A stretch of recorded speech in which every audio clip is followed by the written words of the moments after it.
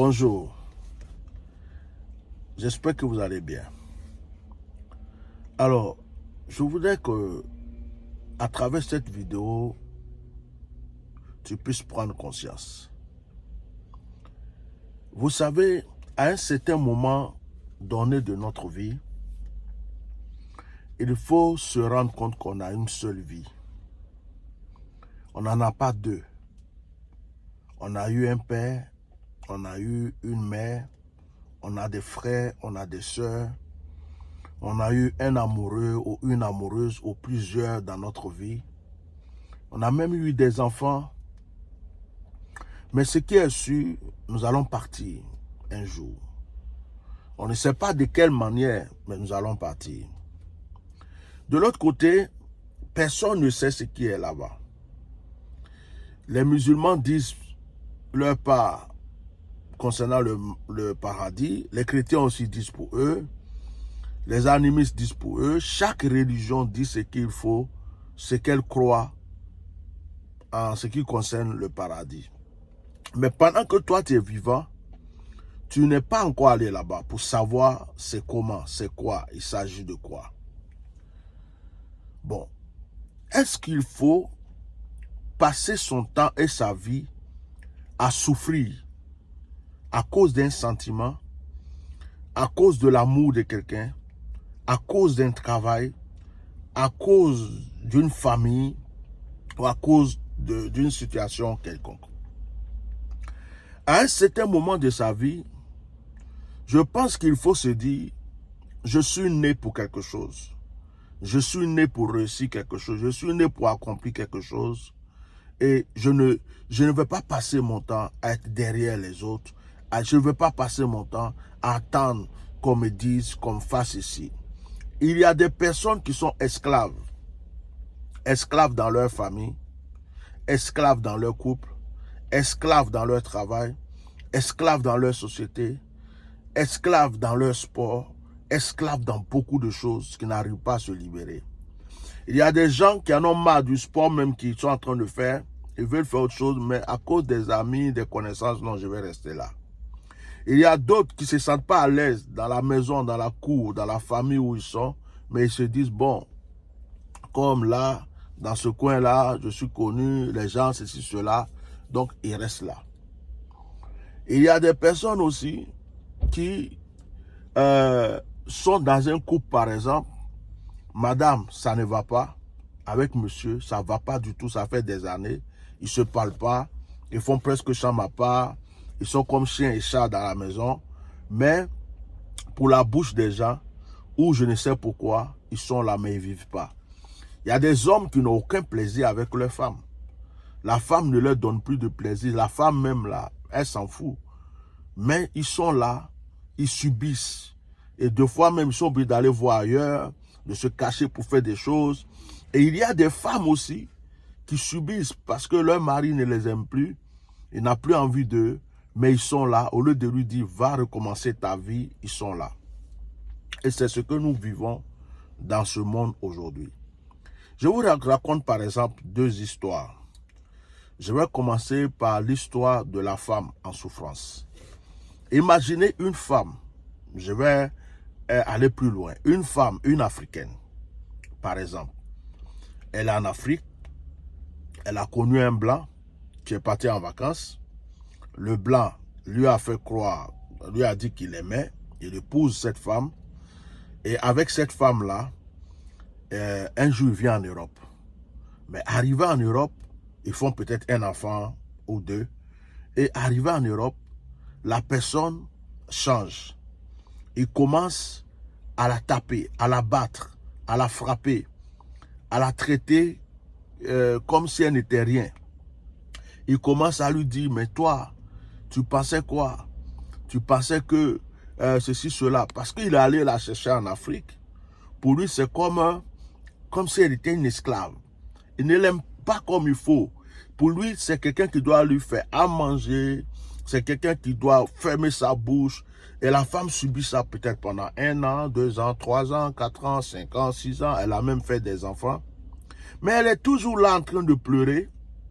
C'est peut-être une belle femme. Les gens la voient, oh madame, vous êtes jolie. Il y a même d'autres personnes qui aimeraient vivre avec elle. Mais la femme est là, elle souffre. Et il arrive qu'elle va se baser sur sa foi. Seigneur, aide-moi. Elle est en train de prier. Seigneur, change son cœur. Seigneur, ceci, cela. Et cette femme est là. Et quand tu vas lui poser des questions, elle va se dire, oh, le Seigneur a dit que l'homme ne sépare pas ce que Dieu a uni. Mais qui t'a dit que c'est Dieu qui a uni ton union, ton couple? C'est pas tous les couples que c'est Dieu qui a uni. Il y a des couples où vous avez fait un arrangement. Il y a des couples, c'est par envie que vous êtes mis ensemble. Il y a des couples, c'est par rapport à la circonstance. Il y a des couples, c'est parce que tu voulais t'en sortir. Il y a des couples, c'est parce que des amis vous ont présenté ou des parents vous ont présenté. Mais quand on dit que Dieu a uni deux personnes, c'est deux personnes qui ont le même esprit, les mêmes pensées, la même manière de voir, la même manière de vivre. C'est-à-dire que c'est des gens qui sont unis en âme et en esprit. Ce n'est pas question de physique même. Mais quand tu as été avec quelqu'un à cause de son physique, à cause d'une situation, à cause de quelque chose, peut-être tu es noir, la personne est blanche, ou tu es blanc, la personne est noire, ou tu as l'argent, la personne, ou bien tu n'as pas l'argent, la personne a l'argent, je ne sais pas quoi, mais une circonstance, il ne faut pas venir dire que c'est à cause de Dieu. Et imaginez cette femme qui souffre, des fois pense au suicide, qui passe son temps à pleurer. Est-ce que tu es heureuse? À un certain moment, prends une décision. Mieux vaut recommencer ta vie. Mieux vaut même aller peut-être dans une association, on t'aide, tu as un petit studio, après on te trouve un appartement, tu cherches du travail, tu vis ta vie, que de rester là pour faire croire aux gens que tu es en couple, alors que tu souffres du matin au soir. À un certain moment, il faut changer de vie. Ça, c'est le premier cas. Bon, un homme. Je prends par exemple l'exemple d'un homme. Il a peut-être... Comme j'ai parlé d'une femme noire avec un blanc, je vais parler d'un homme noir avec une femme blanche. Bon, l'homme noir se trouve avec une femme blanche. Ils se sont connus, ils se sont aimés. Peut-être qu'ils ont fait 2, 3 enfants comme ça. Et puis, ou bien même ils ont eu un enfant. Et puis, tout va bien. Maintenant, à un certain moment, par exemple, la femme commence à dire, je n'aime pas mon corps. Mon corps est ceci. Mon corps a changé. Elle ne s'habille plus comme elle s'habillait avant. Elle ne veut plus sortir avec son mari. Le mari, il aime sa femme, il la soutient, il est là. Il est fidèle à sa femme, il n'y a pas de souci. Peut-être même que les deux sont chrétiens, ou bien c'est le monsieur qui est chrétien, ou bien la femme est chrétienne. Ça, c'est... Maintenant, la femme continue dans cet état-là. Elle se cache dans la chambre, par exemple. Son mari, quand elle veut s'habiller, il faut qu'elle se cache. On voit des reportages à la télé de fois. Elle veut s'habiller, elle se cache. Il ne faut pas, il va voir son corps parce qu'elle ne se sent pas belle. Elle s'habille plus comme avant quand il l'a connue. Elle est complexée tout le temps, mais il la supporte, il l'encourage. Et ça va jusqu'à dans les relations sexuelles. La femme, elle vit dans la maison comme si elle n'a pas de mari. Quand elle se couche, elle dort. Elle peut rester devant la télé jusqu'à 3 heures du matin. Son mari, par exemple, va l'attendre dans la chambre. Quand le mari arrive, la femme arrive dans la chambre, le mari est en train de dormir. Le jour que le mari ne dort pas, elle est couchée là. Tant que le mari ne la touche pas, il n'y a rien. Et si, ça dit que des fois, ils sont dans la maison, pas de bonjour, pas de bonsoir. Et la femme ne veut rien comprendre. Et je vais aller plus loin. Peut-être que quand ils ont des relations même, la femme lui dit, moi je ne veux plus avoir d'enfant, donc il ne faut pas jouer en moi.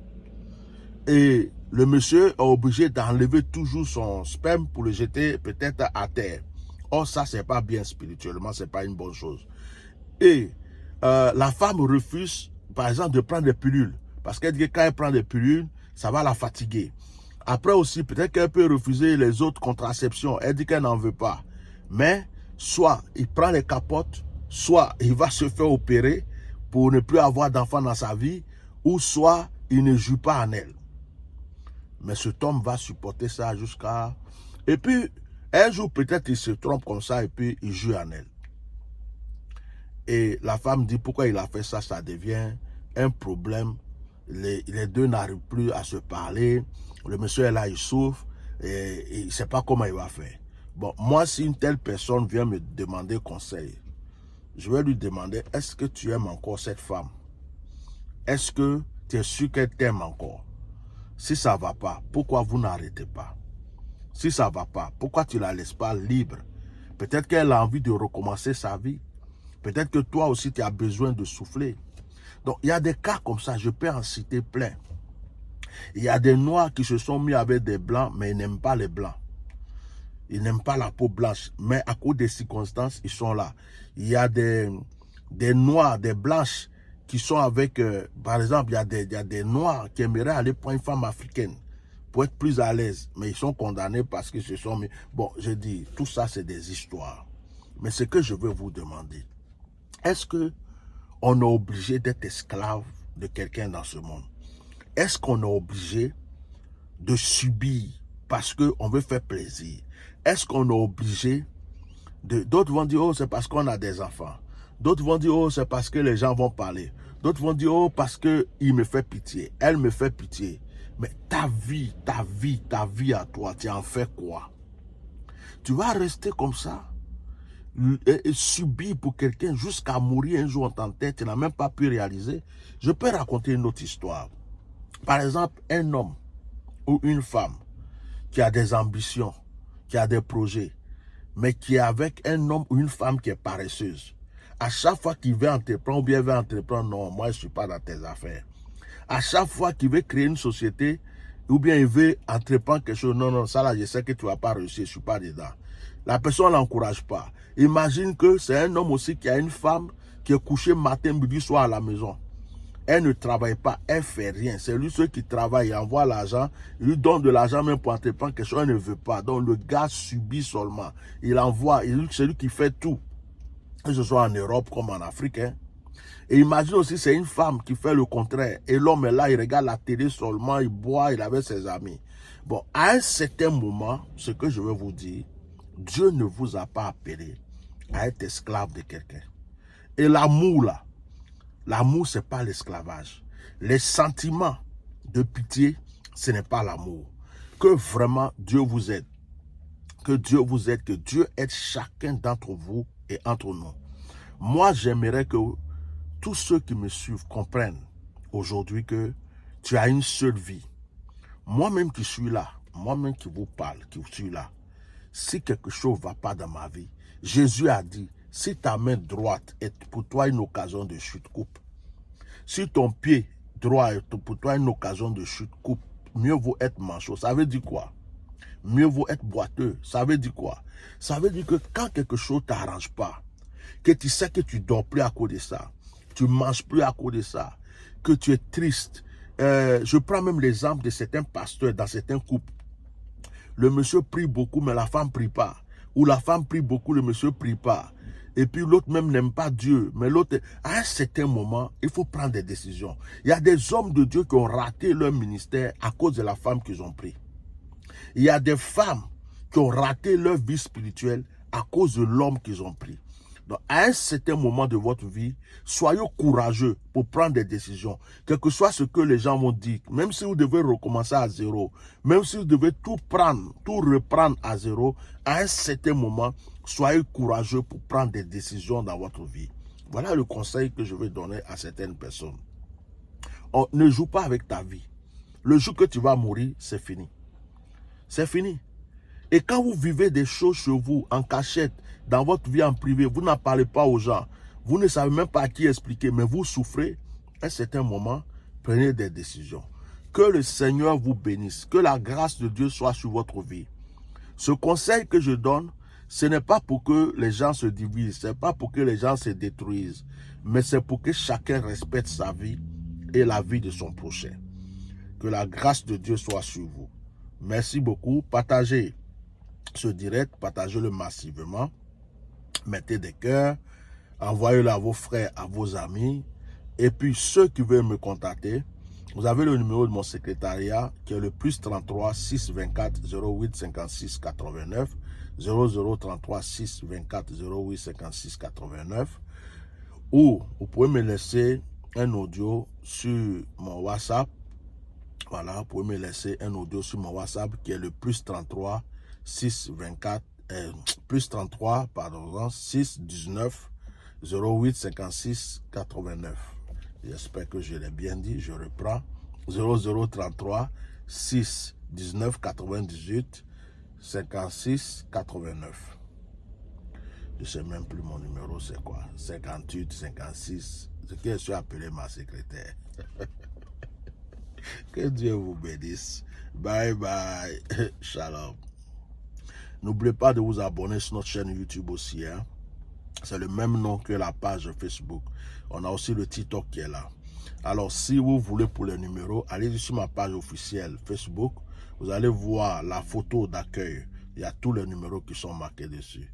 Que Dieu vous bénisse. Merci.